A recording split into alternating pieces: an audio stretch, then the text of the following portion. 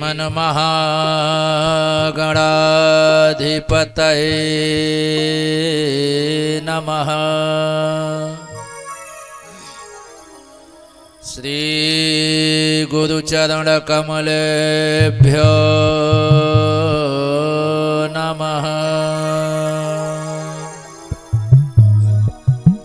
श्रीमत्स्वामिने परमहंसाय नमः। ध्येयं सदा परिभवघ्नमभीष्टदोहम् तीर्थास्पदं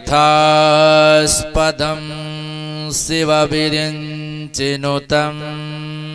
शरण्यं वृत्यार्थिहं प्रणतपालभवाब्धिपोतं वन्दे महापुरुषते चरणारविन्दम्।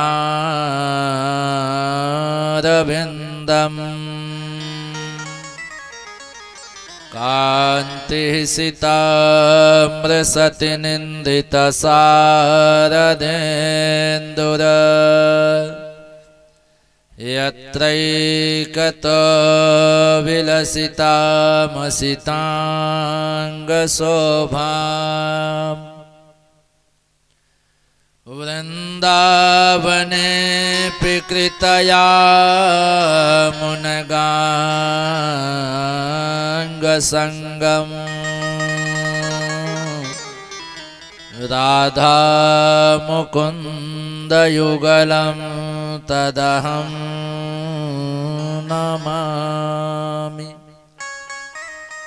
मनोजवं मारुततुल्यवेगम्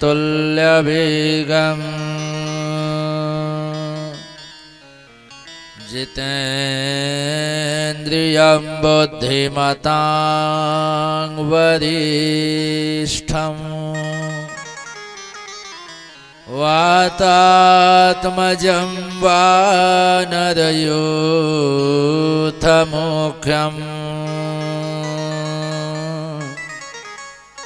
श्रीरामदूतं शरणं प्रपद्ये।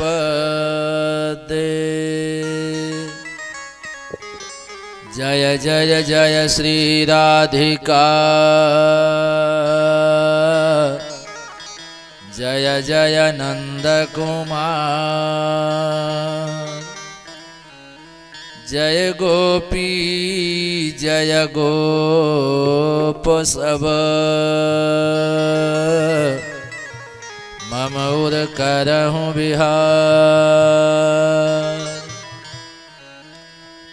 जाकी कृपा सुख ज्ञानी भये अति ध्यानी ओ ध्यानी भये त्रिपुरारी।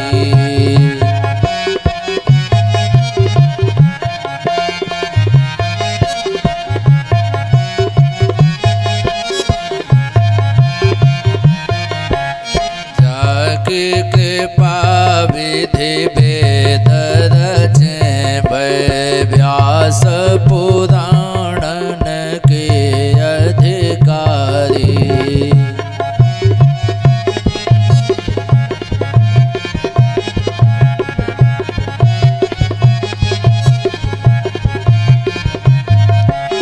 जाके कृपा से त्रिलोक धनी कहावत है ब्रज चंद्र बिहारी।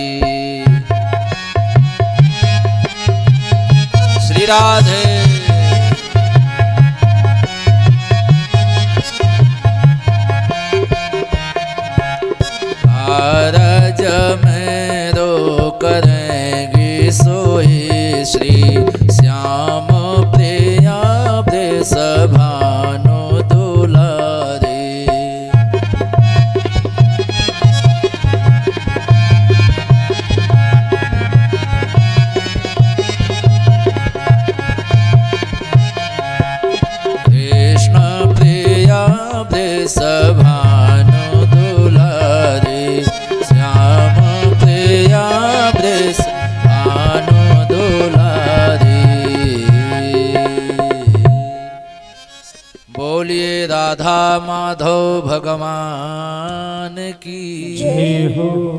सच्चिदानंद भगवान की जय हो।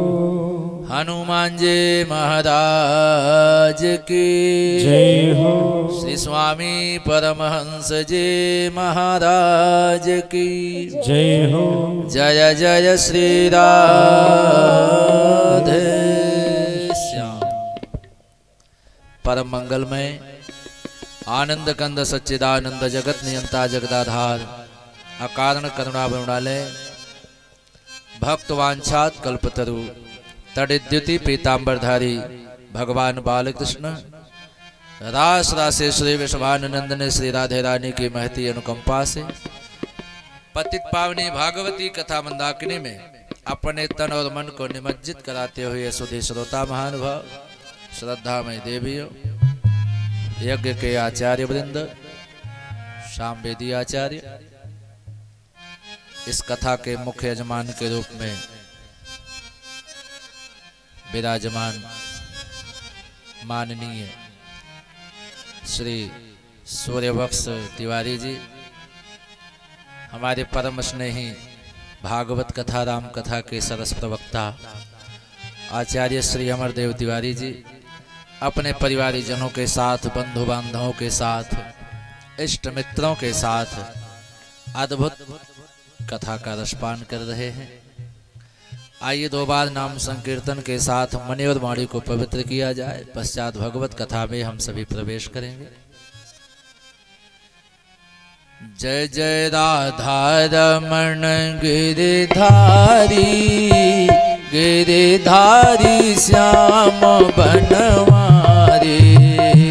जय जय राधा रमण गिरिधारी गिरधारी श्याम बनवारी। जय जय राधा रमण गिरिधारी गिरिधारी श्याम बनवारी। जय जय राधा रमण गिरधारी जय हो गिरधारी श्याम बनवारी।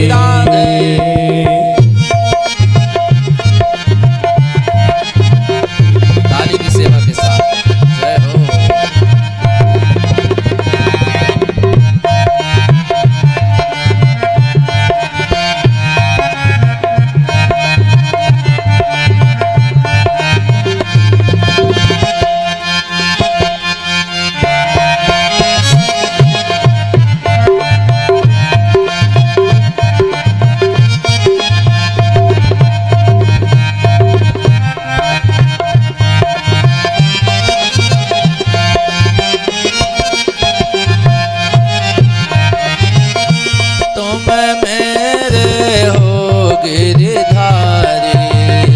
तुम मेरे हो गिरधारी।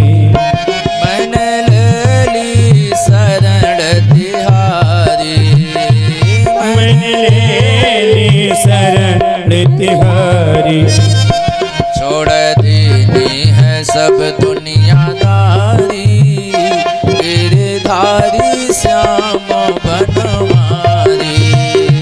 छोड़ दीनी है सब दुनियादारी गिरधारी श्याम बनवारी।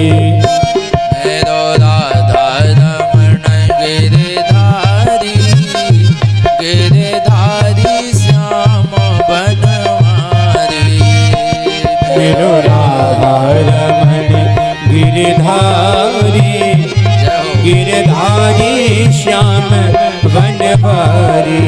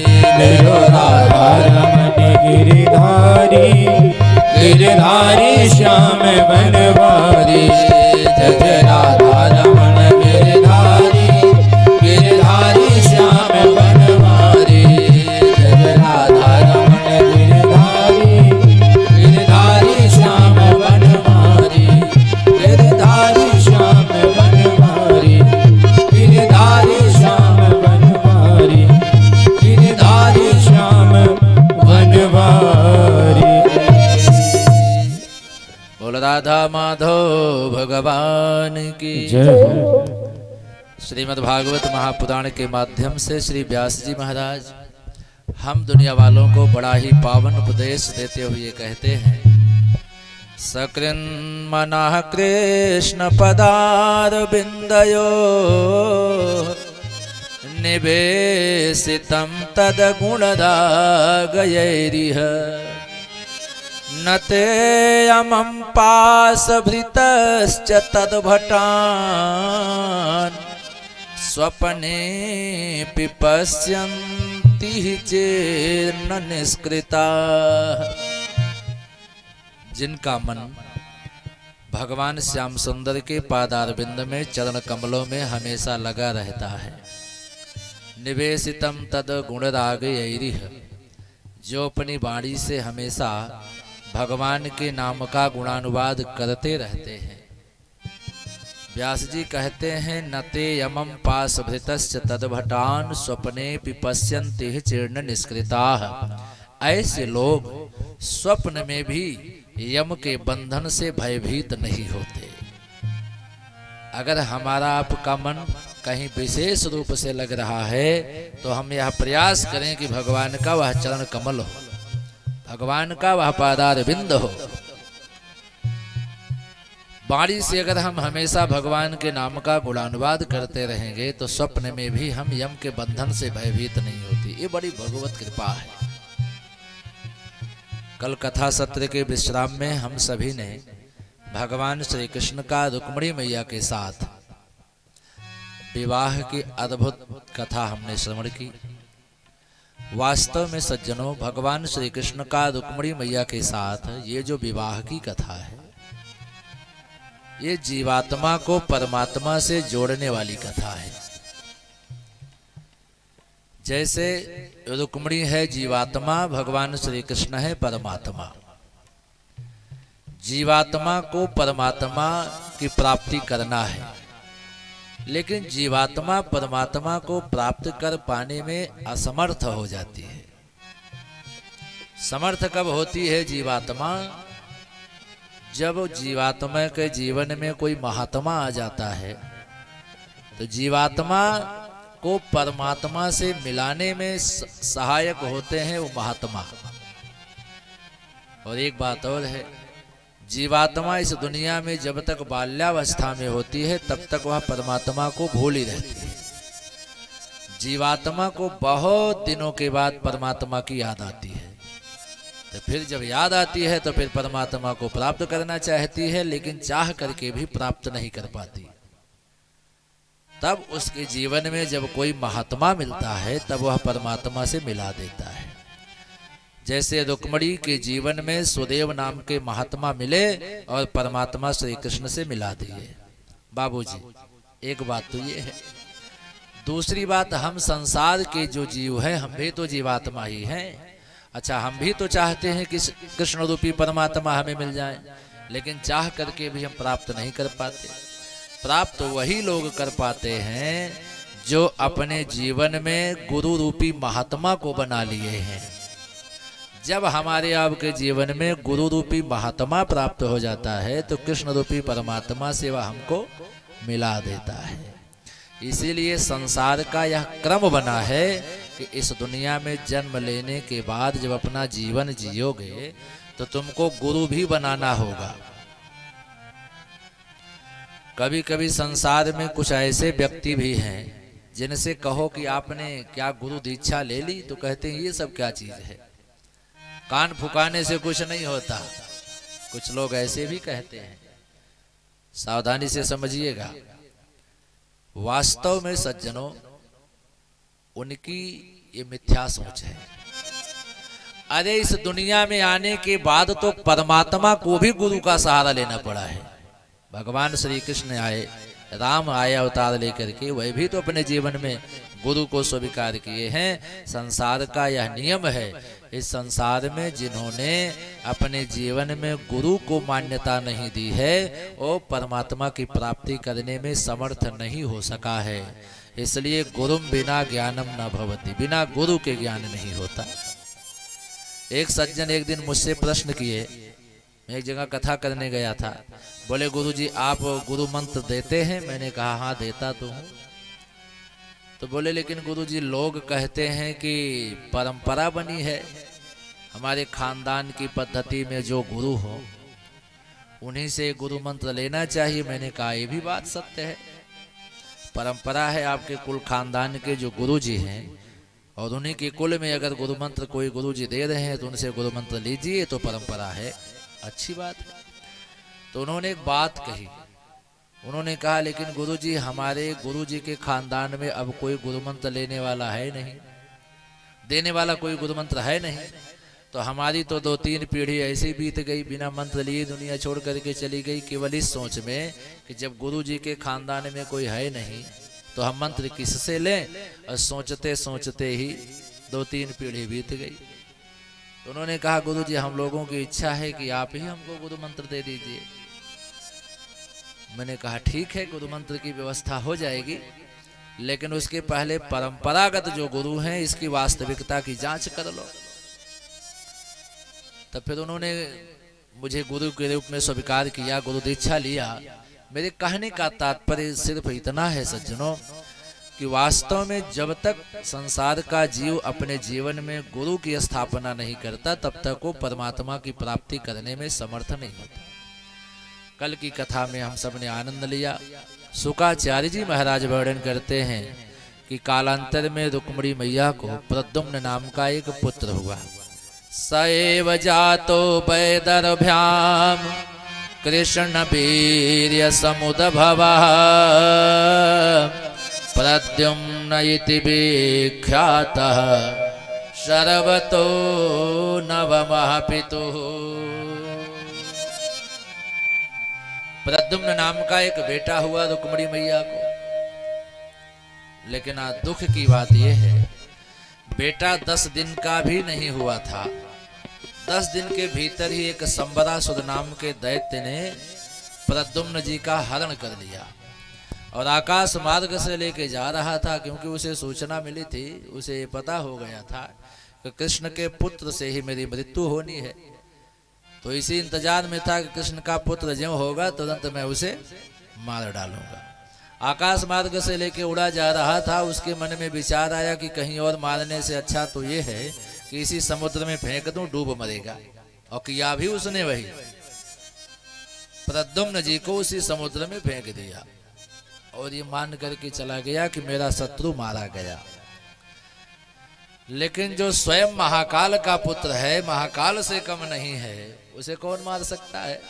भगवान की ऐसी माया, उसी सागर में समुद्र में एक बहुत बड़ी मछली रहती थी और ऐसा संजोग कि मछली का मुंह खुला था।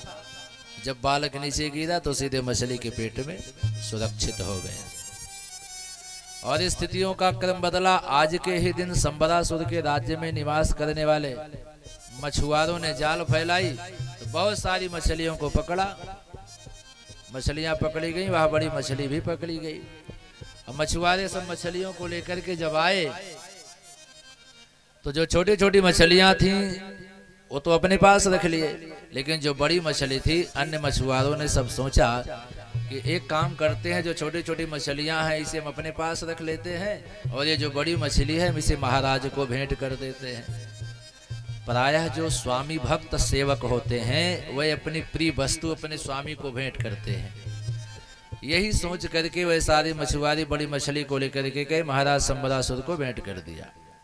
संबरासुर ने रसोइयों को दे दिया जो भोजन पानी बनाने का काम करते थे और उन सब ने क्या किया कि संबरासुर के राज्य में उनकी एक दासी निवास करती थी जिसका नाम था मायावती। मायावती उसका नाम इसलिए था कि वो माया जानती थी, महाराज के लिए सिर्फ दाल भात बनाने का काम करती थी, उसे दे दिया। अगले दिन मछली के पेट को जब फाड़ा गया तो जीता जागता सुंदर सा सुरक्षित बालक निकला। भगवान की ऐसी प्रेरणा हुई, संत नारद जी का आगमन हुआ। नारद जी आकर के माया देवी को पूरा वृत्तांत बताने लगे। नारदो कथयत सर्वं तस्याः संकित चेतसः बालस्य तत्त्वमुत्पत्तिं मत्स्योदरनिवेशनम्।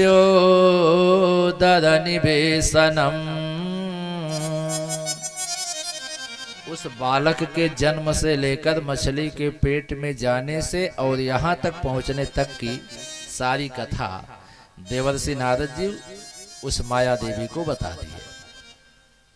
और साथ ही साथ नारद बाबा ने एक बात और बताई कि हे देवी, यह जो बालक है ये पिछले जन्म का आपका पति कामदेव है और तुम इसकी पत्नी रति हो।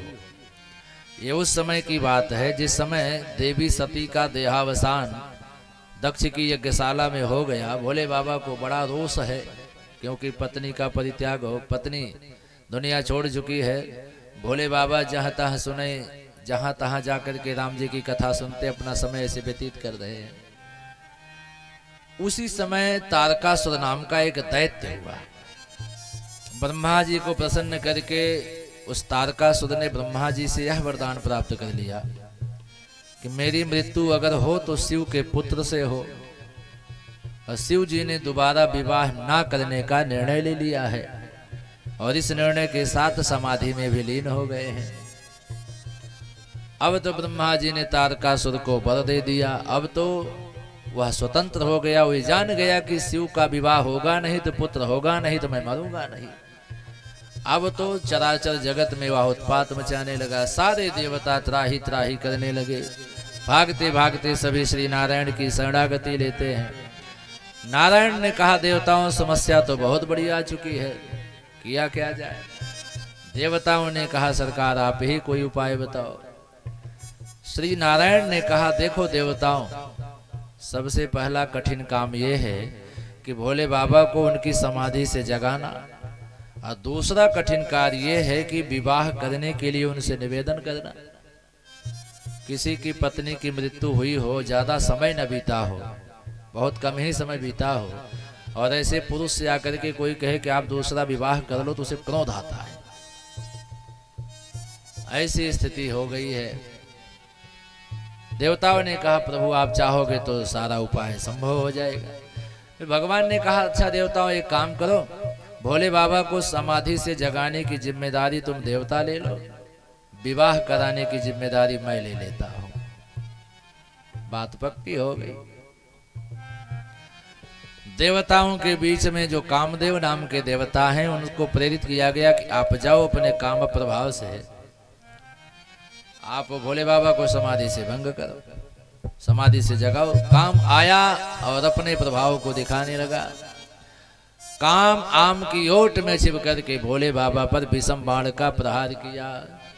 छाड़े विषम बिसिख उर लागे, छाड़े विषम बिसिके उरे लागे, छोटी समाधि शंभु तब जागे, छोटी समाधि शंभु तब जागे, छोटी समाधि शंभु तब जागे।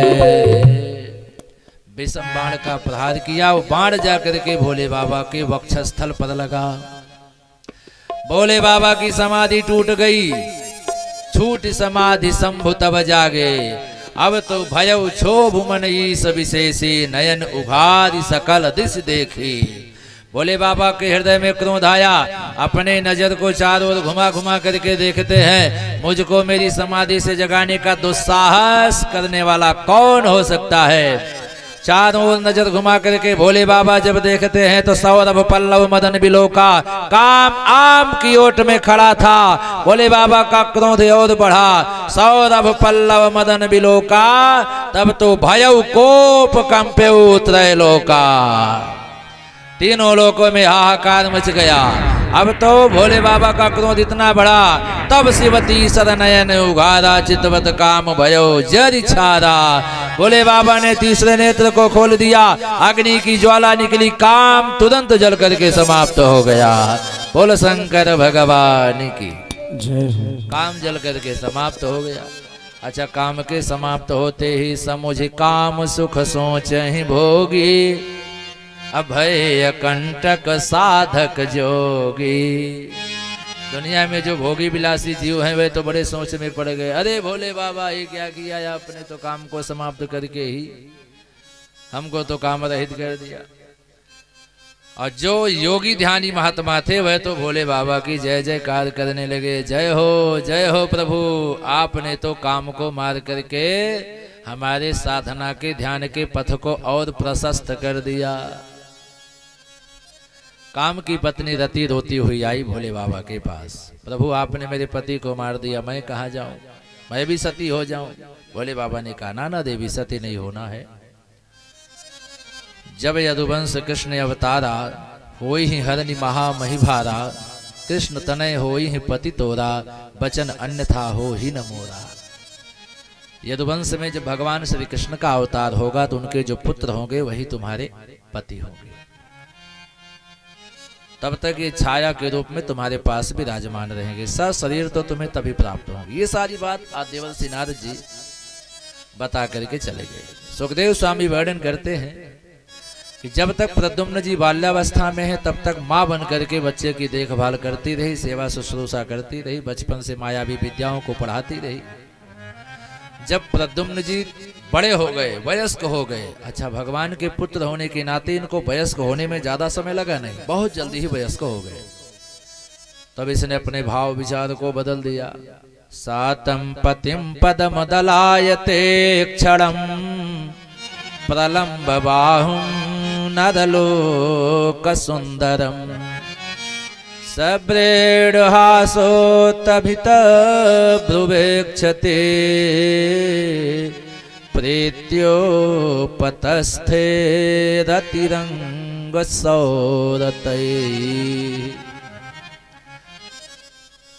अपना पति समझ करके अपने व्यवहार को जब बदला, पति व्यवहार हृदय हुलसानी, तब प्रद्युम्न कहे प्रिय वाणी। हे माते, अब तक तो आप मेरे सामने माँ बन करके व्यवहार करती थे भी, अब तुम पत्नी जैसा व्यवहार तुम्हारा कैसे हो गया। तब पूरी बात बता देती हैं कि ऐसी ऐसी बात है, आप पिछले जन्म के मेरे पति कामदेव ही हो। ये सारी बातें नारद बाबा मुझे बता के गए हैं। और ये जो दुष्ट संबरासुर है प्रभु, ये आपका हरण करके सागर में फेंका था, वो तो मेरा भाग्य था कि आप मुझे प्राप्त हो गए। ये आपका शत्रु है, आप इसे मार करके मुझे लेकर के चले। तुरंत ही अपने अस्त्र शस्त्र को लेकर के संबरासुर के सामने प्रद्युम्न जी आए, कटुवचन का आक्षेप करने लगे। संबरासुर लड़ने के लिए आया, अंत में प्रद्युम्न जी के द्वारा संबरासुर मारा गया। आकाश मार्ग से चलने की विद्या भी इनको मालूम थी। अपनी पत्नी के साथ आकाश मार्ग से द्वारकापुर की ओर प्रस्थान किए। बोल प्रद्युम्न भगवान की। जब प्रद्युम्न जी द्वारकापुर आए तो कुछ लोगों को बड़ा आश्चर्य हुआ, अरे भगवान कृष्ण का पुत्र गायब हुआ था, वापस आ गया। कुछ को तो विश्वास नहीं हुआ, लेकिन सब देखने के लिए आए। भगवान प्रद्युम्न जी अपनी पत्नी के साथ द्वारकापुर में खड़े हैं, सब अपलक नेत्रों से निहार रहे हैं। गजब के सुंदर छवि है, गजब की सुंदर जोड़ी है। सभी लोग तो देख देख करके आनंदित हो रहे हैं। बाबूजी, मैया रुक्मणी जब देखती हैं ऐसी सुंदर छवि को, देखते ही उनका हृदय आनंद से भर गया। कितनी सुंदर जोड़ी है। अरे इस युवती ने अपने जीवन में कितना शुभ कर्म किया है, कितना अच्छा कर्म किया है, जो ऐसे सुंदर पुरुष को पति के रूप में प्राप्त की है। एक बात खूब सावधानी से समझना सज्जनों, हमारे आपके जीवन में जो भी रिश्ते मिलते हैं सब हमारे भाग्य से मिलते हैं। बहुत सुंदर माता पिता मिले, बहुत सुंदर बेटा मिले, बहुत सुंदर भाई बहन मिले, बहुत सुंदर इष्ट मित्र सगे संबंधी मिले, रिश्तेदार मिले, ये सब भाग्य का खेल है। अपने कर्म का फल और भाग्य की व्यवस्था है। प्रायः आपने देखा होगा कि कुछ पिता कहते हैं कि मुझे बेटे अच्छे नहीं मिले, कुछ बेटे कहते हैं मुझे पिता अच्छे नहीं मिले, कुछ माँ कहती है कि मुझे पति अच्छा नहीं मिला, कुछ पुरुष कहते हैं कि मुझे पत्नी अच्छी नहीं मिली, कुछ लोग कहते हैं कि हमारा गांव ठीक नहीं है, कुछ लोग कहते हैं बड़ी उम्मीद थी लेकिन रिश्तेदार अच्छे नहीं मिले। ऐसा भी हो जाता है ना। तो हमारे आपके जीवन में जो संबंध मिलते हैं सब अपने कर्म का और भाग्य का खेल है। भागवतकार व्यास जी, संत समाज आदि जो भी हमको आपको उपदेश देते हैं, जिन उपदेशों के माध्यम से हमको आपको ये बताया जाता है कि आप अपने कर्म को व्यवस्थित करिए। जब हम सनातन धर्म के नियम को मानते हुए, वेदों की पद्धति को मानते हुए अपने धर्म के रास्ते पर चलते रहते हैं, तब हमारा कर्म भी बिगड़ता नहीं, व्यवस्थित रहता है। और जब हमारा कर्म व्यवस्थित रहता है तो भाग्य भी मजबूत होता है। अब भाग्य जब मजबूत होता है तो हमारे आपके जीवन में जो कुछ भी प्राप्त होता है वो सब अच्छा मिलता है।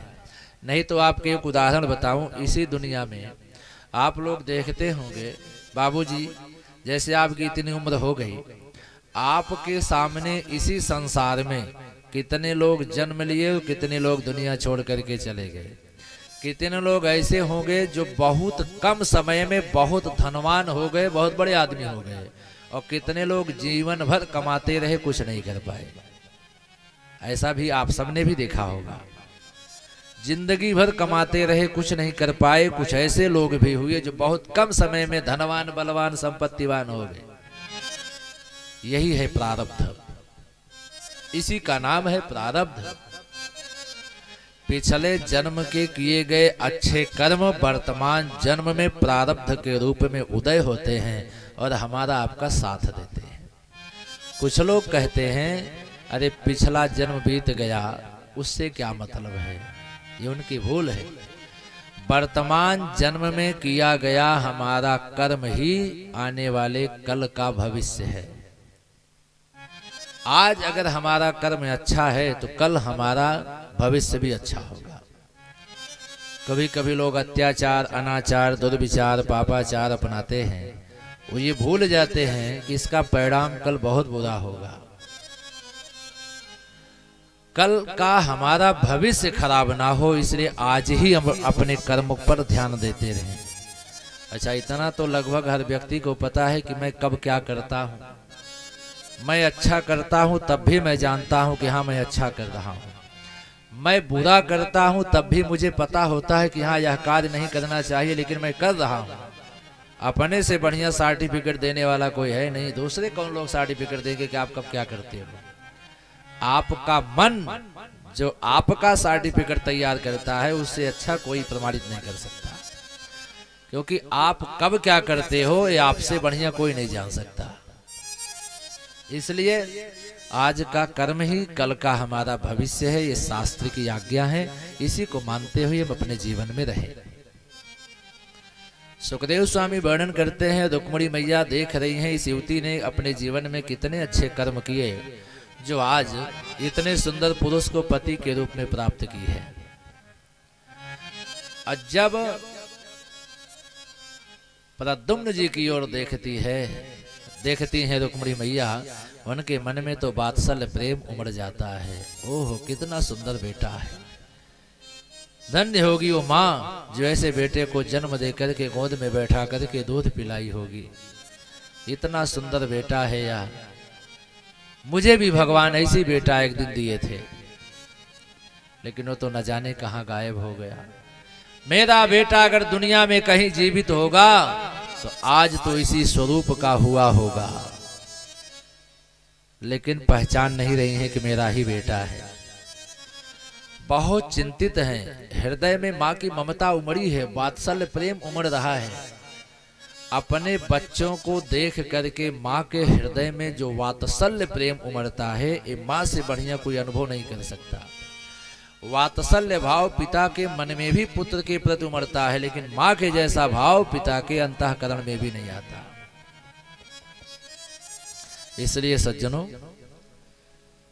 जब माँ के अंतःकरण में वह वात्सल्य प्रेम जगा तो माँ रुक्मिणी तो विचलित हो रही है। भगवत प्रेरणा से देवर्षि नारद जी आए और सारी घटना बता दिए। बालक के जन्म से लेकर यहाँ तक पहुँचने की सारी कथा सुना दी। तो रुक्मिणी मैया भगवान की ओर देखी कि प्रभु ये नारद जो कह रहे हैं क्या सही बात है? भगवान मुस्करा करके बोले, देवी नारद सही कह रहे हैं, तुम्हारा ही पुत्र है और ये तुम्हारी पुत्र वधू है, ससम्मान इसे घर में प्रवेश कराओ। और जब भगवान का संकेत हुआ, रुक्मिणी मैया दोनों भुजाओं को फैला करके दौड़ी और अपने पुत्र और पुत्र वधू को हृदय से लगा करके भुजा पास में बांध लिया। भगवत कृपा से आज प्रद्युम्न जी वापस द्वारकापुर की ओर प्रस्थान किए हैं, प्राप्त हुए हैं द्वारका वासियों को। बाबूजी आश्चर्य है कि नहीं? बेटा हुआ 10 दिन का भी नहीं हुआ, गायब हो गया।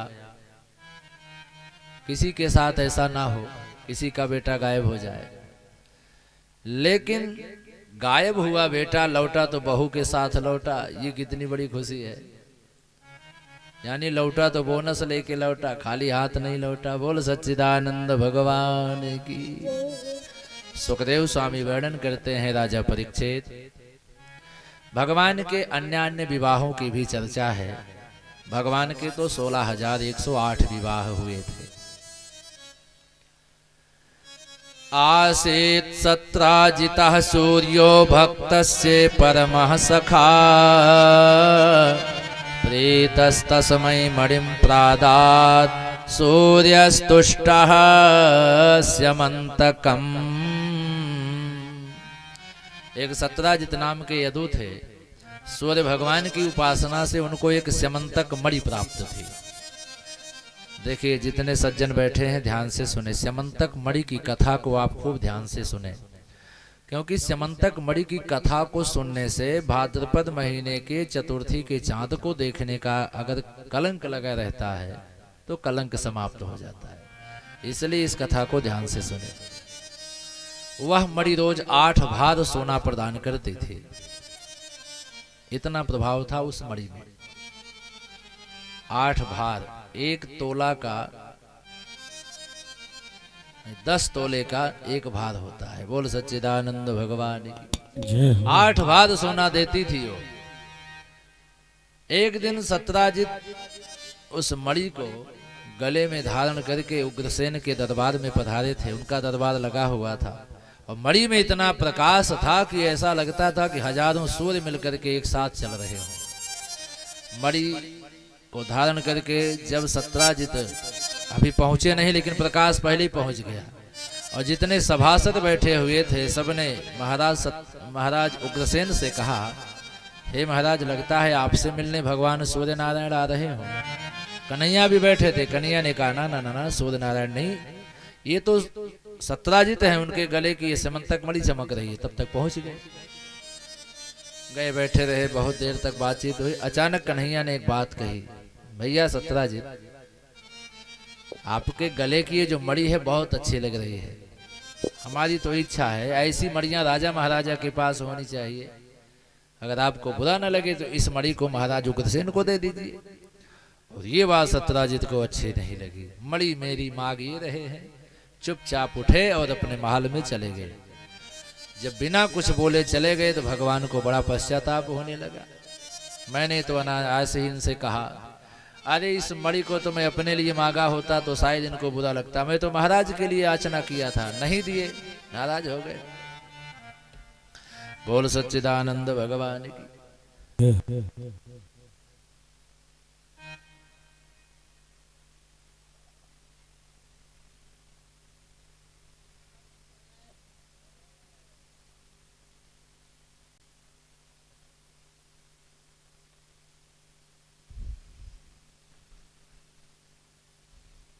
पानी लाके मैं सुना था।